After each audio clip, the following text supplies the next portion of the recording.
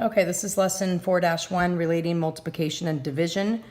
Before we can figure out about multiplication and division, we need to remember that it is very similar to addition and subtraction. So you have your fact family of 6, 4, and 10, with the top of the mountain being the largest number, and you take this largest number 10, which is, we add 6 and 4 together, we get the 10, and that is our sum in our addition and our beginning number in our subtraction. So then we can take the 6 and 4 and say 6 plus 4 is 10, 4 plus 6 is 10, 10 minus 4 is 6, 10 minus 6 is 4. Okay, so with our addition and subtraction, the number that's on the top is our last number in our addition and our first number in our subtraction. It works the same way with multiplication and division. So we have our fact family, and let's say we do 3, 4, and 12, okay? 3 times 4, put them together, multiply them. The top of the mountain is our biggest number, is our 12. That's going to be our product and our what's called our dividend, the first number in our division problem. So when we multiply, our largest number goes at the end. When we divide, our largest number goes at the beginning of our division. So then we have 3 times 4 equals 12, 4 times 3 equals 12, 12 divided by 3, 12 divided by 3 is 4, 12 divided by 4 is 3. So when you're looking at this, if you're missing one of the numbers, you can, if it's 12 divided by 4, you ask yourself, what times 4 equals 12? 12 divided by 3, what times 3 equals 12? So just like with our addition, we can work backwards if we're missing it, and we can go 6 plus 4 is 10, 4 plus 6 is 10, 6 plus 4 is 10. We can do the same thing with our multiplication and division. 3 times 4 equals 12, 4 times 3 equals 12. So it works the same way. Addition and subtraction go together like multiplication and division. So we have some fancy Nancy terms for our division. So if we have 12 divided by 3 equals 4, our fancy Nancy terms, our first number that we're going to that we're actually going to divide up is called our dividend, and that's 12. The divisor is the number that we are going to divide it up into, and our quotient is the answer, or basically how many are in each of the groups. So we have total of 12, our dividend, dividing it up into 3 equal groups, and their quotient is the number that will be in each group. There's 3 ways to write a division problem. So we can write it like this, 12 divided by 3 equals 4. We can also write it like this, 12 divided by 3 equals 4. Or we can write it like this, 12 divided by 3 equals 4. So an easy way to remember the dividend is, I think of this kind of as like a den, and dividend has the word den in it. So if you have your little den, like where a lion would go, there's the opening and it goes inside. This is your dividend, goes inside. Dividend is also your largest number in a division problem.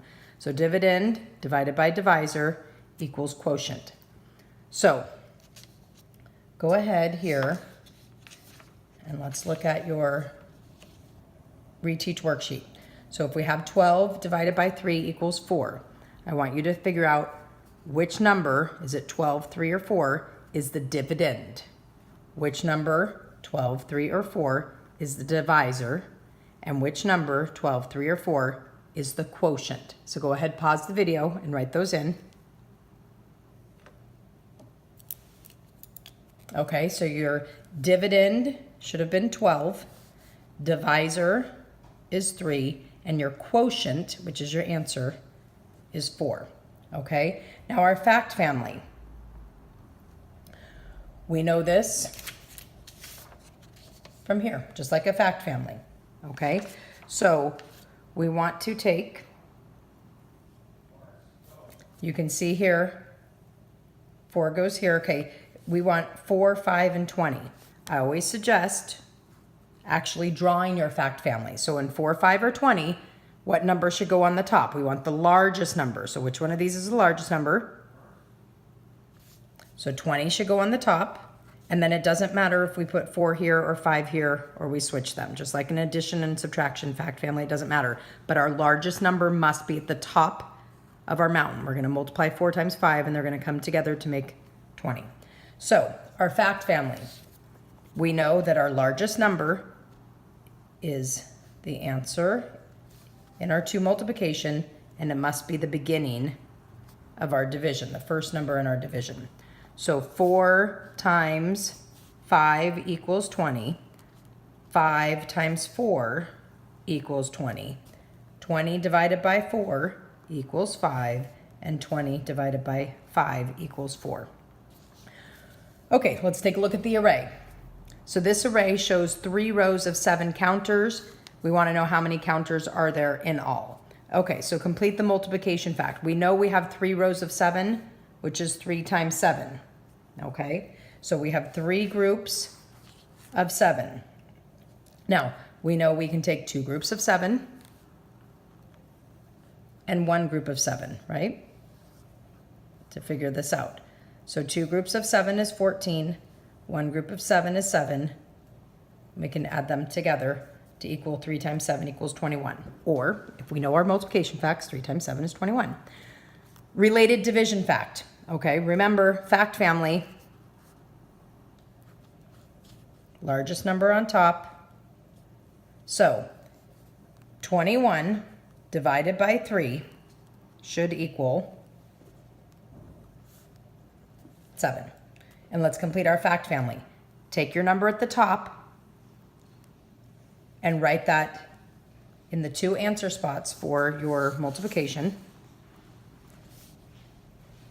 And our 2 first spots of our division.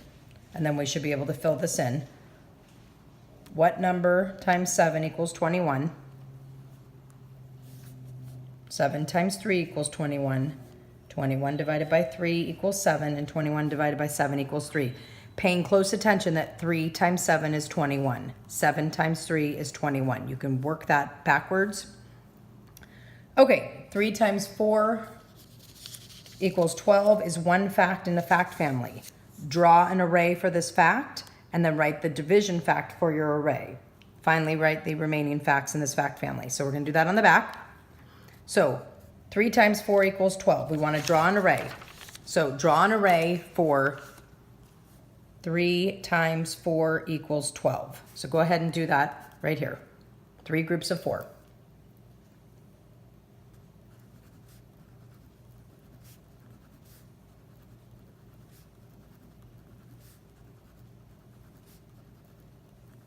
Okay, always draw your fact family. The little mountaintop triangle. So now we want to write the division fact for our array. Okay, so we know that a division fact is going to start with the largest number. So 12 divided by 3 equals 4. 12 divided by 4 equals 3. We have one multiplication fact, and our other multiplication fact, we would just flip-flop that. And that is relating multiplication and division. Good job.